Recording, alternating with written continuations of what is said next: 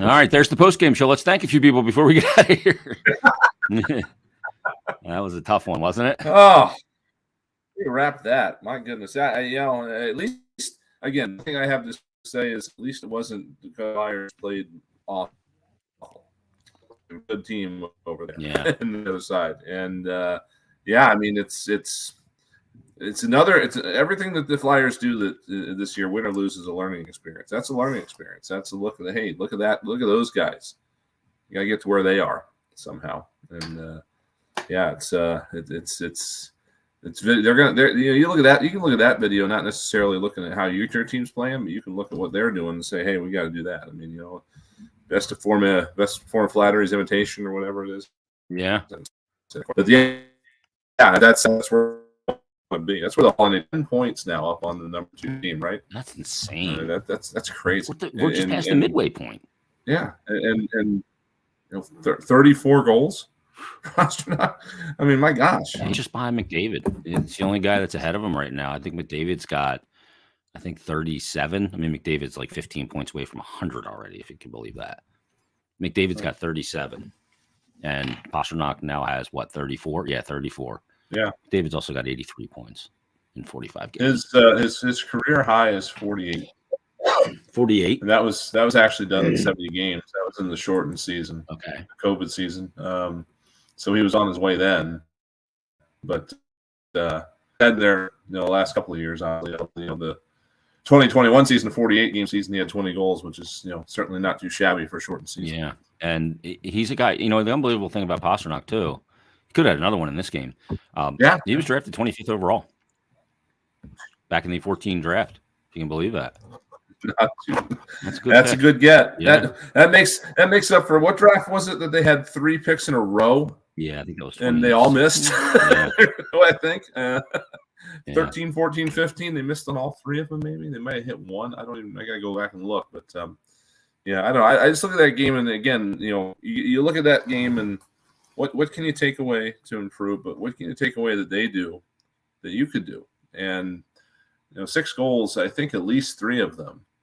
The sequence that led to the goal was started by a Bruins player skating past a Flyers player to get to a puck that was on its way to the Flyers player. Yeah. It's just jumping in and getting ahead of guys. And, that's the kind of hustle that the top-rate team does. And, it's a matter of being, it's not just really a matter of work ethic or anything like that. It's just being cognizant of it, cognizant that you can do it and that it's an option, and just executing. And so again, that's something maybe the Flyers can take away from this. Torts a couple of days ago talked about confidence and when you're playing well, and we're going to have another rough patch, and you got to draw on what you did when you were playing well and getting good results. Well, they're going to have to do that in quick order. You don't want one to turn into 2, especially when you have a team like Anaheim coming in tomorrow night, who's still, at this point in the season, it's unbelievable. They only have 4 regulation wins, which is stunning to me. The direct opposite of Boston, right? It's amazing. You can't believe the record that they've got, and then you look at Anaheim, it's the other way. Yeah, it's crazy. So that you'll see the haves today and the have-nots tomorrow. And I mean, you look at what Anaheim has done. The Flyers played them earlier this season out in Anaheim, got the 4-1 win to wrap up that road trip. The question will be, is Sam Ersson going to get the start tomorrow, or is it Carter Hart? I tend to think, Bri, it's going to be Ersson tomorrow. We've seen this before, I think, where they've had to, bring in the backup during a game. And I don't think it's anything. There was nothing in this game that was like, it's his fault. Let's get him out of there. He's got an off night. It was just, okay, this is a team bad day, or a team effort against a really good team. And we're just going to get them both in there. Yeah, give them both in, because again, 5 games in 7 days coming up here. Both goalies are going to be needed, and again, just protect Hart. There's a mental thing that comes into it if you leave a guy in there to give up 6 goals. Just split it up, and I think you're right. I do think we see Ersson tomorrow, because again, they've got to get through this week with with guys being ready to go at the end of this stretch.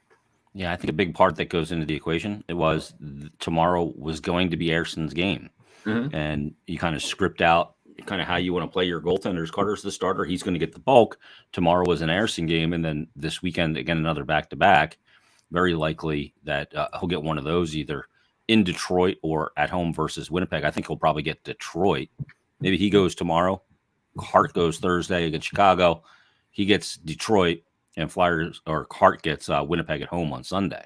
Yeah, that's kind of shaking out. It's the most sense, from the standpoint of just planning it out and managing it and making sure that everybody's knowing what's coming. You don't want to just be going into a stretch like this and have it just all of a sudden change on a whim for no real reason. Because again, keep talking about this 5-7, but coming up after that, another home game on Tuesday, and then the Flyers have a not too easy a road trip. It's only 2 games, but it's a long flight to Minnesota and a long flight to Winnipeg, and then you're into the break. So just to get through the end of this month for this team and make sure everybody's healthy, and you're not sending anybody into the break banged up or anything like that. I almost wanted Travis Konechny to just stop playing today. Like, dude, it's 5-0. I get it, but let's not get him hurt. Let's dial it back a notch. That's the hockey player mentality, though. Yeah. Right? It doesn't matter what the score is. You got to keep going. Yeah, I got the hockey parent mentality after all these years of you and me watching our kids doing this. It's you're gonna get a game like that. So just stay away from that big guy and let's get through this one without getting hurt and live to fight another day. Good to see that Morgan Frost came back as well after taking that shot from Bergeron. And you could tell Bergeron didn't mean it anywhere, right? Oh, no, it was a stick lift. Yeah. Stick lift that missed is all it was. Yep, it happens. But good to see that he was able to get back in the game, and they ain't going to get the power play going again, too, because that was a major issue today. And Boston is a team that you got to capitalize on those chances. And Flyers just looked, for lack of a better term, slightly outclassed today. Yeah, and again, I believe that there was probably a little bit of a mental element to it early on, and then once it got to where it got, I mean, by the time that power play came along, it's almost just like you just lose your edge in that situation. You don't have the kind of urgency or anything like that you would have if it was a close game, or if it was even something that, all right, we get a goal here, we can shut down a 2-goal hole or even a 3 and maybe do something here in the waning moments. No, it was 6-0 at that point. So it's just not going to be quite as on top of things, But again, just hoping everybody comes out of this okay. Obviously, Tony DeAngelo was banged up there on that hit, and I think I don't know if he missed a shift or not. He at least took a moment, and TK is going to be a little sore, I think, in the morning.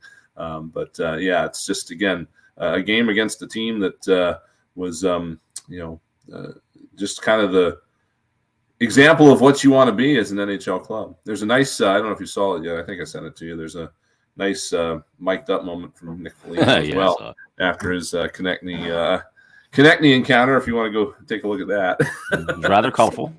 Yep. So. And it picked up on the ref mic. It'll be interesting tomorrow too to see if John Tortorella decides to juggle any of his lines or make any lineup changes. He's been hesitant to do that. He's like what he's seen. I have a feeling he'll go right back with what he had in this game, unless somebody's banged up and they need to come out. But exactly, and he has said he doesn't react. He doesn't have any qualms about his forwards. Right now, Kiefer Bellows is the extra forward. He has expressed a little bit of concern about Justin Braun sitting out too long. So. Yeah. If not this game, maybe the road trip is a good time to get him back in. We'll have to see. But a lot of it will, I guess, depend on how DeAngelo's feeling and, again, where they want to go from there because, we've talked about it, how Nick Seeler and Justin Braun bring 2 very different things to the Flyers defense, and they're kind of the interchangeable pair right now. So, again, this is not a game today where Flyers played really bad enough to knock anybody out of the lineup. It was just a good team on the other side. And hockey's a weird sport. I'll give it to you in a number. The shots in this game, 29-29. Bruins, 6-0 winner. That's hockey in a nutshell. Sometimes it plays out like that. And the Bruins are certainly the best team in the NHL. Doesn't mean they're going to win the cup, though. We've seen great teams. Tampa won 62 games a few years ago. And again, this is just my gut, as John Tortorella would say sometimes. I look at situations like that, and I've always felt like when a team cruises through a regular season, they get the playoffs and they get punched in the face once, and they don't know how to react.